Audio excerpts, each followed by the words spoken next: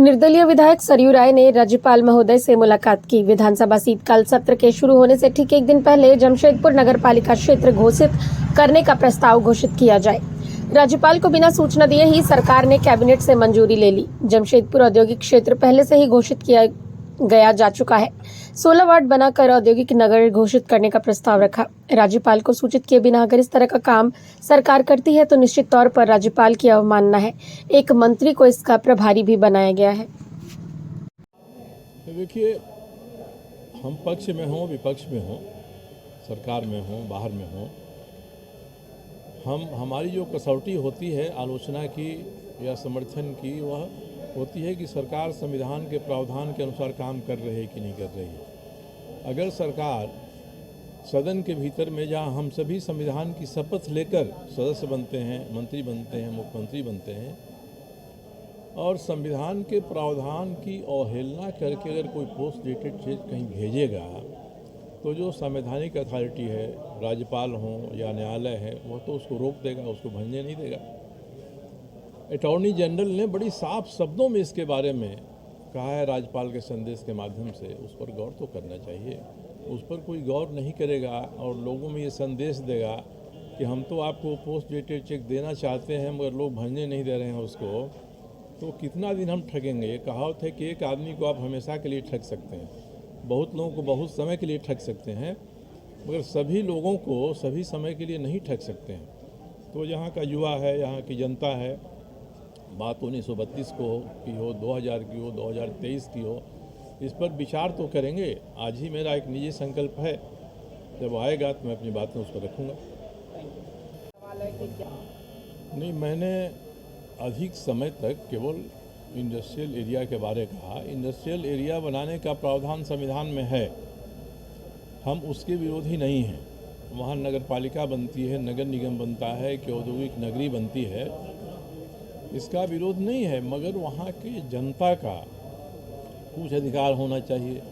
Tata lease के साथ सरकार का समझौता हुआ है, जिसमें कहा गया है कि जमशेदपुर के सभी नागरिकों को टाटा स्टील जन सुविधाएँ मुहैया कराएंगी। 1 दर्जन जन सुविधाओं का जिक्र है उसमें, और उसके लिए अगर शुल्क लेना होगा तो उतना ही लेगी जितना कि शुल्क राज्य की सरकार अपनी नगर पालिकाओं को लेने के लिए कहती है।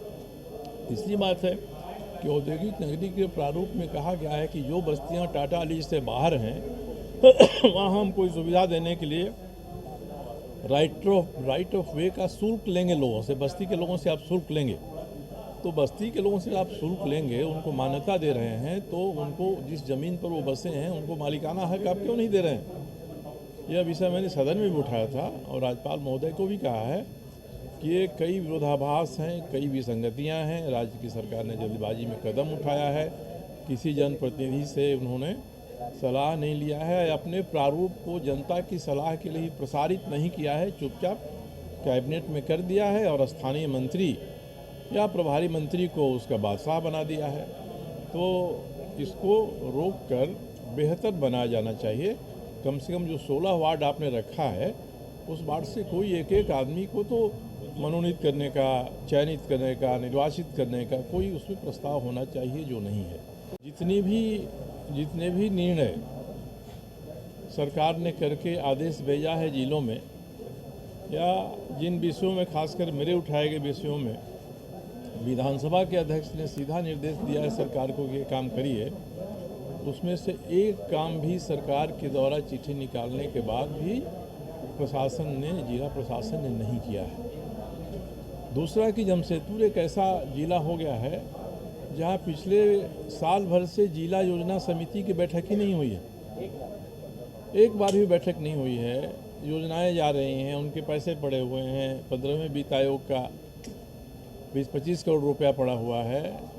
तो ये सरकार कम से कम उपायुक्त को इतना आदेश दे कि जिला योजना समिति की बैठक बुलाइए, योजनाओं को क्रियान्वित करिए, नहीं तो 3 महीने के बाद चुनाव शुरू हो जाएगा, सारी योजनाएं पेंडिंग रह जाएंगी। तो इसकी ओर भी मैंने राज्यपाल महोदय का ध्यान दिलाया कि आपकी सरकार है और इस सरकार को स्पष्ट निर्देश देना चाहिए। मैंने इस बात को अपने भाषण के क्रम में भी उठाया था विधानसभा में, मगर सरकार सुन लेती है, कहती है कि संज्ञान ले लिया गया। वो संज्ञान होता नहीं है। इसलिए जमशेदपुर जैसे शहर को बेहतर बनाने के लिए, बृहत्तर बनाने के लिए प्रयास होना चाहिए। केवल जमशेदपुर नोटिफाइड एरिया कमेटी ही नहीं, मानगो है, जूसलाई है, परसूटी है, खड़ंगा जाड़ है, आदित्यपुर है, इन सबों को मिलाकर एक बृहत्तर म्यूनिसिपैलिटी बनाने का प्रावधान संविधान में है। अपने अपने जगह पर मानगो की, जूसलाई की, जमशेदपुर की, आदित्यपुर की समितियां काम करेंगी, बगल की पंचायत भी काम करेगी, मगर योजना सबको मिलाकर एक बनाई जाएगी। ये मेट्रोपॉलिटन काउंसिल बनना चाहिए, महानगर पालिका। ये सरकार आज तक बना नहीं रही है, जिसके कारण से शहर तो फैल रहा है मगर सुविधाएं सीमित होती जा रही हैं और आगे जाकर बहुत कठिनाई होगी। इन बिंदुओं पर मैंने माननीय राज्यपाल महोदय का ध्यान आकृष्ट किया, उन्होंने आश्वासन दिया है। सुबह मैंने राज्यपाल महोदय से समय मांगा, 10:30 बजे का समय दिया उन्होंने, और उनसे मिलने का मुख्य उद्देश्य ये था कि विधानसभा का सत्र शुरू होने के एक दिन बाद राज्य की मंत्रिपरिषद ने जमशेदपुर को औद्योगिक नगरी घोषित करने का संकल्प पारित किया, उसकी अधिसूचना भी कर दी। उसके बारे में मैंने महामहिम राज्यपाल जी को ये बताया कि संविधान का जो अनुच्छेद 243 क्यू है, उसमें अगर यह करना है तो इसको करने का अधिकार साफ तौर पे राज्यपाल महोदय को दिया गया है। और 243 क्यू कहता है कि ऐसी जगहों पर नगरपालिका का गठन नहीं भी किया जा सकता है जहां कोई भी औद्योगिक समूह लोगों को जन सुविधाएं दे रहा है या देने का प्रस्ताव दे रहा है, तो ऐसी जगह को राज्यपाल पूर्णतः अंशतः उस शहर में औद्योगिक नगर घोषित कर सकते हैं। तो मैंने राज्यपाल जी से कहा कि संविधान ने अधिकार राज्यपाल को दिया है, सरकार को नहीं दिया है, पर राज्यपाल को बिना सूचित किए सरकार ने संकल्प भी पारित कर लिया, कैबिनेट से अधिसूचना भी जारी कर दी। और विचित्र बात है कि जब विधानसभा का सत्र चलता है और सरकार कोई नीतिगत निर्णय लेती है तो उसको सदन के पटल पर रखना चाहिए। मैंने राज्यपाल जी से बताया कि मैंने इस बात को सूचना के अधिकार में उठाया और आज सरकार ने इस पर कोई भी कार्रवाई नहीं की कि हमसे विधानसभा के सामने सदन पटल पर रखे। और मैंने कहा कि ये विचित्र औद्योगिक शहर बना है जिसके अध्यक्ष प्रभारी मंत्री बनाए जाएंगे या वहाँ के स्थानीय मंत्री बनाए जाएंगे। तो प्रभारी मंत्री को तो सरकार जब चाहती है बदल देती है, इस जिले से उस जिले में कर देगी। स्थानीय मंत्री हो भी सकता है, नहीं भी हो सकता है।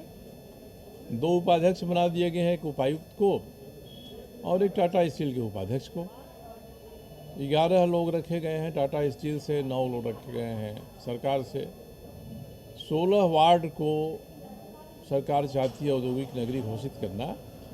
16 वार्ड में किसी भी एक प्रतिनिधि को वहाँ से चुनकर मनोनीत करके भी रखा जाए, इसका प्रावधान नहीं किया गया है।